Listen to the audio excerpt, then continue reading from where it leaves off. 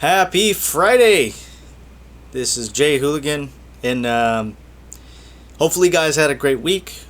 I know I've been pretty busy with a lot of this, trying to put more content out, just trying to get my thoughts out there for people to kind of understand, and hopefully, anything that I've come across or said or mentioned is something that you can resonate with.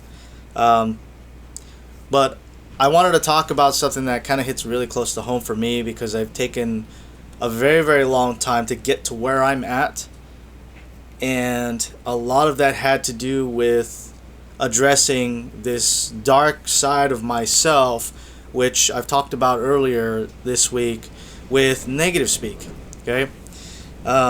Negative speak is your internal dialogue that's extremely pessimistic. Now, a lot of those influences may have come externally, but are literally built into your subconscious over time. And people can blame media, they can blame culture, they can blame anything and everything, and they do. Okay? However, when it really truly comes down to it, it is really your responsibility to understand who you are and why you are, and using that spiritual development to build yourself up so where you can be someone who is balanced, right? Someone who's balanced, who can move forward and get the things they want in their life, or at least move towards working towards those things. And we can't do that if we're so imbalanced because of all that negative speak coming in. Now, it took me a really long time, like I said, not just to acknowledge it, but to fight it. And it's a daily thing. And I've had multiple people ask me that before, like, how do you deal with your negative speak on the daily? And it's really not easy. It's not easy. You have to be the most vigilant person in your life to deal with it, because that's how I am with mine. The only way I can deal with mine is to be that vigilant, to be aware and being hyper aware of it when it comes up. Now, my times for recovery for it have shortened down to, just as soon as the thought comes up, I can brush it away pretty quickly. But that only came with time, consistency, and practice. A lot of people don't know about it, and a lot of people aren't practicing it, so they don't know that they can work to build themselves up and essentially deprogram all that negativity that's been put into us over the years. Like I mentioned in an earlier video, I don't know when, between being a kid and growing up as an adult, where all these negative influences made it seem like the world is just so horrible. And there are horrible things that do happen in here, but they don't need to live inside of you. Okay? And that's been a huge thing for me, is allowing that sort of speak to essentially rule my thoughts and override anything. If I it used to be like, if I thought just for once, hey, that would be really cool to do, but then all these other things, well, I can't afford it. Well, that's not going to look cool. Hey, oh no, you know what? People are going to think down on me. You know what? It's stupid. It's just dumb. Why would you even think that? Are you that stupid? Are you that ridiculous? There's so many different versions of it.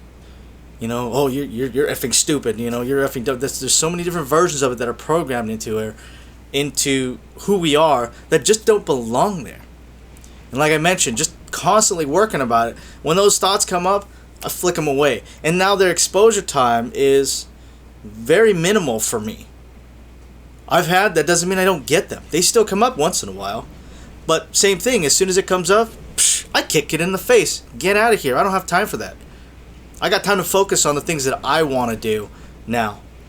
And that's only because I had to get rid of that negative speak first. You will find that a lot of people that are stuck have not dealt with that the proper way, and they can't move forward because of that negative speak. And I get it.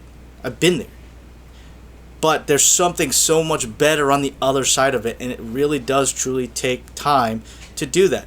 Now, whether you need assistance with that, whether you need to go to a counselor, need to go to therapy, or just have somebody talk to about it, like a friend, just to work it out, to kind of help you level it out, or just have to build a system of checks for yourself, do it. I don't understand what this whole stigma is, like, oh, if I go to therapy, this means I'm crazy. It's like, no, it's not. You realize even therapists sometimes go to therapists to deal with the stress of their job. They know and have all those tools, but they are human just like everyone else and require that release of stress to get to a point of zero, right? Point of zero, back to zero, so where they can move forward. Too much of that darkness letting through. And that's the sneaky part of darkness, is if you just open up just a little bit, all of that can start pouring out. I've literally just had a close friend of mine do this, where something from their past opened up a bit of possible trauma that they experienced as a child that they suppressed. They had no idea was still there, because they thought, no, we're fine, I'm fine, you fine, yeah, everyone's great here, And then one little thing cracked it open, and then all of it just started pouring out, right? I have this one analogy that I use all the time. It's my elephant crap analogy, because I used to work for the circus, and I used to be the guy to scoop the elephant crap. And that's where I kind of came up with this analogy. And the way that I put it was, all your problems can be seen as one big pile of crap. It really can. And if you take that as just one big pile of crap, and you just start adding more crap to it, it will never get better. Okay? This is one of those times we're looking at the overall scheme of things. The bigger pictures of it may not actually help you out. Okay? But that's balance in everything. So, how do we counteract that? How do we take this giant pile of crap that we're dealing with and get to a place of zero to where we can move forward? Because here's the thing. If you're only doing it minimally, maybe you're doing it like once a week, or maybe even once a month, to try to take that time for yourself, for that spiritual development. That means that's like taking out trash one time a month and letting it build up for the rest of the time. You're only chipping away at parts of it, which is why you have to be more vigilant about it more often. Okay? But that's the key to it. You need to chip away at it, chip away that giant pile of crap, shovel by shovel, wheelbarrow by wheelbarrow, and you'll find over time, because it's not a quick fix, over time, you may start to feel better about it. It may not rule over you, but you have to take that time for yourself. You have to offload that crap somewhere. And generally, when I talk about that, I don't mean offloading as onto other people. It's a horrible practice. You're using them as your emotional dumpster, and that's not fair to them or even to yourself. Because then if you're used to doing that, and I've seen people that do it, if you're used to doing that, how are you going to even get better? Because what happens when they try to do that to you, and then you just take all of it back, and it's just back and forth? That is truly the nature of karma. That's how karma works. Okay? You offload that energy to someone else, that goes around and comes right back to you, and then now you're just holding on to it. So, find a better system on how to deal with it. Okay? Outlets. I've talked about outlets before. True outlets, not distractions, because an outlet and a distraction are two very different things. But an outlet, to be a true outlet, you have to focus all that negative energy into something to create something, into an activity that creates. A lot of people use working out. But even then, if they're using working out as a distraction from all the crap, this big giant crap that they're doing, or they're dealing with, then it's not going to help. You've literally just went, oh, I'm just going to shut the door on this and do the fun thing over here, and that's not going to do anything. But yes, it will. It will fester and wreak havoc in your subconscious and in your psyche, and cause many more problems that you can't even foresee because you decided to turn a blind eye to it. Okay? So take that time for yourself. Learn to use outlets the right way. Learn to use meditation to gain a little bit more perspective. Go live life experiences.